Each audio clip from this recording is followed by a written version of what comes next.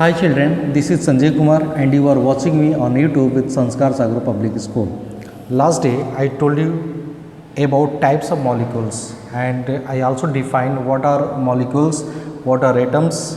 I have already discussed in the last chapter, last topic. Okay. तो मैं क्या क्या बताया हूँ, मोनोटॉमिक बताया था, डायटॉमिक बताया था और टेट्राएटॉमिक बताया था। इतना मैंने चीज़ आप लोगों को बता चुका है। आज मैं आप लोगों को बताऊंगा केमिकल फार्मूला क्या होता है, क्योंकि फुल्ली केमिस्ट्री का चैप्टर है तो आपको जानना पड़ेगा केमिकल फार्मूला। केमिकल फार्मूला, ठीक है, इसको समझेंगे।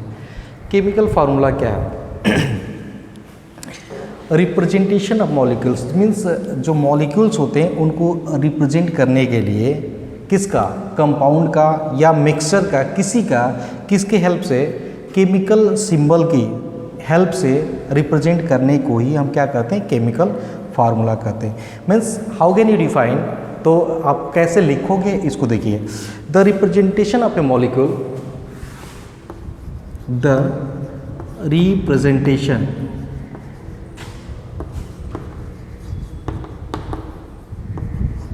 of a molecule, the representation of a molecule of a compound using chemical symbol, molecule of a compound using क्या, केमिकल सिंबल,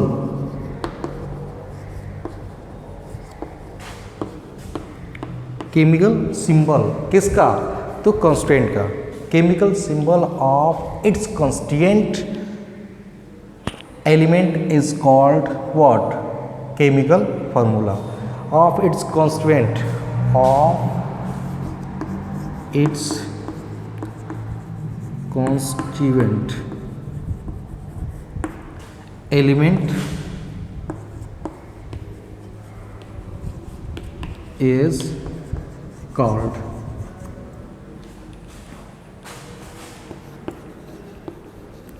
chemical formula। समझेंगे। इट्स कांस्टेंट, कांस्टेंट का मतलब इसके निर्माण में, इसके कंस्ट्रक्शन में, इस एलिमेंट के कंस्ट्रक्शन में क्या जो केमिकल सिंबल यूज होते हैं। जैसे केमिकल सिंबल का मैंने बताया था, जैसे हाइड्रोजन है, हाइड्रोजन को मैंने बताया था कि H से डिनोट करते हैं। कार्बन डाइऑक्साइड है, CORBON, dioxide. Carbon dioxide है, इसको मैंने बताया था कि CO2 से डिनोट करते हैं। ठीक है, तो ये जो है सिंबल, केमिकल सिंबल, ये क्या है, तो केमिकल सिंबल है और ये किसके साथ जुड़ा हुआ है, सिंबल है। और ये केमिकल सिंबल जो है एक एलिमेंट का निर्माण किया है, एक यौगिक का निर्माण किया है, जिसको हम क्या कहते हैं, कार्बन डाइऑक्साइड कहते हैं। इसमें C क्या है, तो केमिकल सिंबल है किसका, कार्बन का। इसमें O क्या है, तो केमिकल सिंबल है किसका, ऑक्सीजन का। ठीक है, तो देखिए फिर से मैं बता दूं कि the representation of A molecule, किसको, मॉलिक्यूल को रिप्रेजेंट करने का जो टेक्निक है, जो तरीका है, किसका, of A compound. Compound means क्या होता है, यौगिक। यौगिक दो तरह के होते हैं, एक आपके धातु के यौगिक होंगे और एक अधातु के होंगे। और धातु का मतलब जो मेटेलिटिक होते हैं और एक जो नॉन मेटेलिटिक होते हैं। ठीक है, तो हमको ये मॉलिक्यूल्स कंपाउंड से ही मतलब है, कंपाउंड से, और केमिकल सिंबल जो यूज़ होता है और जो फॉर्मेशन होता है उसे हम क्या कहते हैं, क्या, केमिकल फार्मूला। ठीक है, अब हम देखेंगे, जैसे एग्जाम्पल दे देते हैं। एग्जाम्पल आप ध्यान से देखेंगे, एग्जाम्पल क्या क्या है, मैं 2-3 का देता हूँ। इसका केमिकल फार्मूला का एग्जाम्पल आप ध्यान से देखेंगे क्या क्या एग्जाम्पल है, what are the examples of chemical formula. अब देखिए केमिकल सिंबल मैं लास्ट डे बताया था कि हाइड्रोजन को H से, कार्बन को C से, ऑक्सीजन को O से, सोडियम को Na से, इस तरह से मैंने बहुत सारे केमिकल सिंबल आपको बताया था। ठीक है, आज मैं बताऊंगा जैसे वाटर है, कॉमन सॉल्ट है और हाइड्रोक्लोरिक एसिड है। पहला मैं बता दूं कि वाटर का अगर केमिकल आपसे फार्मूला पूछा जाए तो आप बताएंगे क्या? H2O। क्लियर। दूसरा जो है, अगर पहला मैंने एग्जांपल ले लिया वाटर, अगर दूसरा मैं केमिकल फार्मूला पूछूं किसका?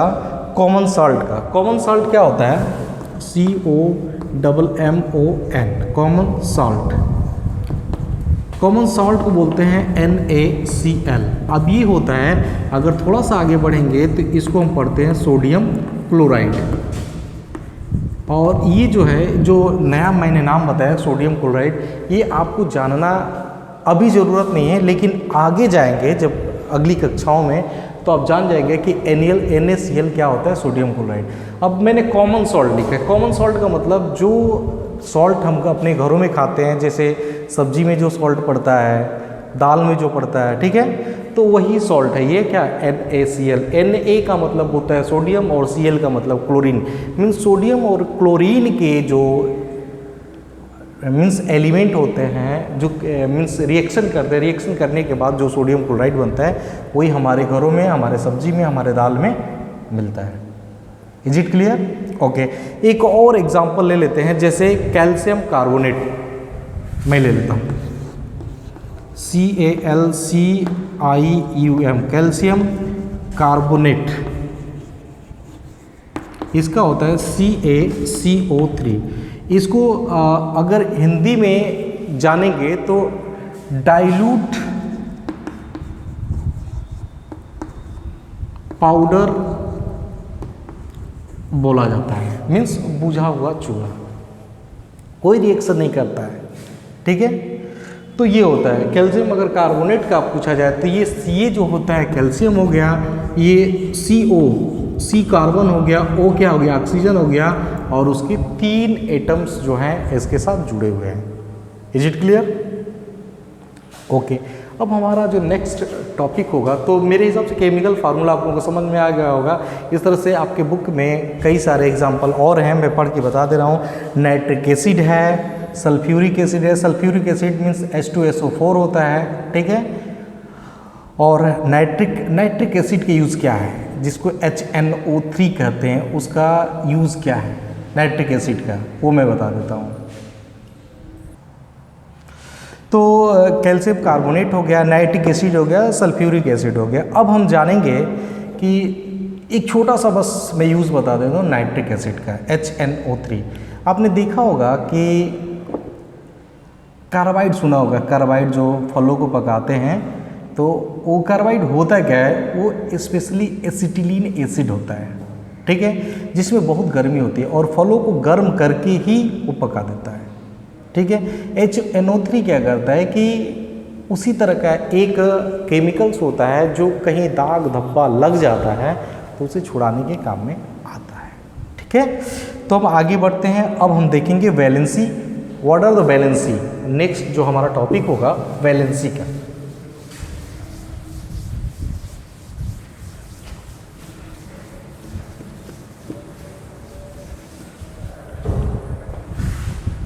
VALENCI, valency. वैलेंसी का स्पेशल मीनिंग्स होता है क्या? आदान प्रदान करना। जैसे अगर हमारे पास 4 मार्बल है, इस तरह से 4 नहीं, मैं 6, 9 कितना भी, इतने मार्बल्स मैंने बता दिया। ठीक है, किसी व्यक्ति के पास इतने मार्बल्स हैं। क्लियर? अब मैं कह रहा हूँ कि हमारे पास अगर 10 हो जाए तो हमारी फैमिली कंप्लीट हो जाए, और ये कह रहा है कि अगर हमारे पास अगर 6 हो जाए तो हमारी फैमिली कंप्लीट हो जाती है। ठीक है, कहने का मतलब फैमिली कैसे कंप्लीट होती है, मैं फिर एग्जांपल के साथ बता दूँगा। यहाँ पर अगर मेरी एक बेटी है, यहाँ पे किसी का है एक बेटा है। ठीक है, हम क्या कराते हैं, अपनी बेटी की शादी इनके बेटे से कराते हैं तो इनकी फैमिली कंप्लीट हो जाती है। ठीक है, उसी तरह से मैंने क्या बताया, इसके पास 9 क्या है मॉलिक्यूल्स ही, और इसके पास कितने मॉलिक्यूल्स है 5, इसको चाहिए 10, तो क्या करेगा कि ये दोनों आपस में साझेदारी कर लेंगे, मीन्स एक दूसरे के साथ क्या करेंगे, जुड़ जाएंगे। मीन्स जब इसको ज़रूरत पड़ेगी तो ये किसको दे देगा, और जब इसको ज़रूरत पड़ेगी तो ये इसको दे देगा। इसी ही टर्म को हम कहते हैं क्या, वैलेंसी। ठीक है, संयोजकता, वैलेंसी कहते हैं। मीन्स वैलेंसी का मतलब होता है संयोजकता, मीन्स बैलेंस करना, वैलेंसी से बना है बैलेंस करना। मीन्स जरूरत पड़ी, आपने सुना एक स्टोरी भी सुना होगा कि दो बिल्लियां थी और कहीं से उनको एक रोटी मिला था और दोनों में झगड़ा हो गया कि कौन बराबर ले रहा है, कौन कम ले रहा है, कौन ज़्यादा ले रहा है। तो ये दोनों चले गए बंदर के पास। बंदर क्या करता है, एक तराजू लाया, तराजू में क्या करता था, दोनों का रखा, जिसका टुकड़ा ज़्यादा था उसमें तो तोड़ के खा लेता था, और वो कम हो जाता तो फिर दूसरे में से तोड़ के, ऐसे ही सारा वो खा जाता। मीन्स बैलेंसिंग इसी को कहते हैं कि अगर जिसको ज़रूरत पड़े, means we have to provide to complete the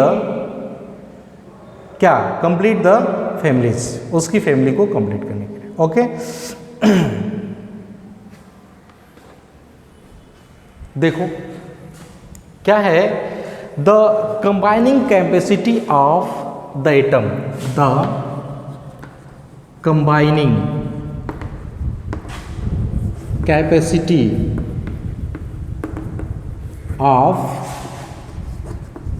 atom are called valency. ठीक है, वैलेंसी। अच्छा, कुछ एग्जाम्पल हम देखेंगे कि हाइड्रोजन की वैलेंसी क्या होती है, कार्बन डाइऑक्साइड की कार्बन की वैलेंसी क्या होती है। तो इनको जानने से पहले हमको कुछ मॉडल मुझे बताना होगा, वो आपको समझना होगा। देखिए क्या है कि सेल होता है, CELL। हम बहुत, अभी तो हम छोटे क्लास में हैं, लेकिन बहुत आगे तो अभी पढ़ाएंगे नहीं, इसीलिए मैं सिंपल सा एग्जांपल देकर के बताता हूँ कि अगर KLMN इको से, इसको बोर मॉडल कहा जाता है। दो मॉडल से ही हम इलेक्ट्रॉनिक कॉन्फ़िगरेशन करते हैं। Means we have only 2 way of electronic configuration. क्या क्या है, पहले को कहते हैं बोहर मॉडल। क्या कहते हैं, बोहर मॉडल, जिसमें इन्होंने बताया था कि सेल होता है KLMN, आगे भी हैं, O भी है, P भी है। ठीक है, तो हम बस 4 को ही देखेंगे, 4 ही हमारे लिए बहुत है। अगर अफवाह की मैं बात करूं तो SPDF इस तरह का होता है, हमको उसके बारे में नहीं जानना है, क्योंकि जब हम इंटरमीडिएट में जाएंगे ना तो अफवाह की ज़रूरत पड़ेगी। अभी तो हम 7th में हैं, तो मेरे ख्याल से उतना ज़रूरत नहीं है। तो हम बस ये बताएंगे कि क्यों इतनी की ज़रूरत होती है, क्यों कंप्लीट करने, फैमिली क्यों कंप्लीट करने की ज़रूरत है। तो देखिए इसमें क्या होता है कि इसमें 2 होता है, इसमें 8 होता है, इसमें 8 होता है, इसमें 2, बस इतना ही हम जानेंगे, आगे बढ़ने की हमको ज़रूरत नहीं है। मीन्स अगर इसके पास एक एलिमेंट है और कहीं से एक एलिमेंट हो जाएगा तो ये जो हो जाएगी ये बिल्कुल शांत हो जाएगा। कहा भी गया है कि अगर एक मीन्स देखा जाए कि अगर आप घर में एक गाय बांधे हैं, एक और गाय ला करके बांध देंगे तो ज़्यादा शोर नहीं करती। ये एक गाय है और एक उसका बछड़ा हो जाता है तो उनकी फैमिली कंप्लीट हो जाती है, मीन्स आराम से रहते हैं। ऐसा सुना है ना आपने।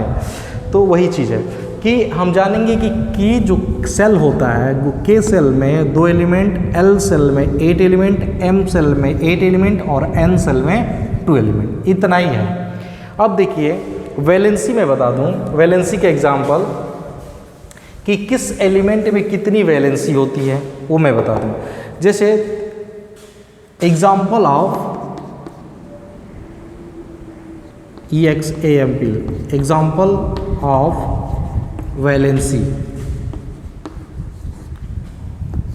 पहले मैं इधर ले देता हूँ एलिमेंट, ठीक है, और इसमें मैं दे देता हूँ वैलेंसी, और बस इतना ही मैं बता रहा हूँ। हमारे पास क्या क्या है, तो हाइड्रोजन है, कार्बन है, ऑक्सीजन है, क्लोरीन है। ऑक्सीजन और एक और मैं ले लेता हूँ, ऑक्सीजन के बाद सोडियम ले लेता हूँ, Na। अगर इसका मैं इधर नेम लिख दूँ, एलिमेंट्स नेम मैं कर दूँ एलिमेंट्स नेम, तो ध्यान से देखेंगे, इसको मैं बता रहा हूँ कि हाइड्रोजन है,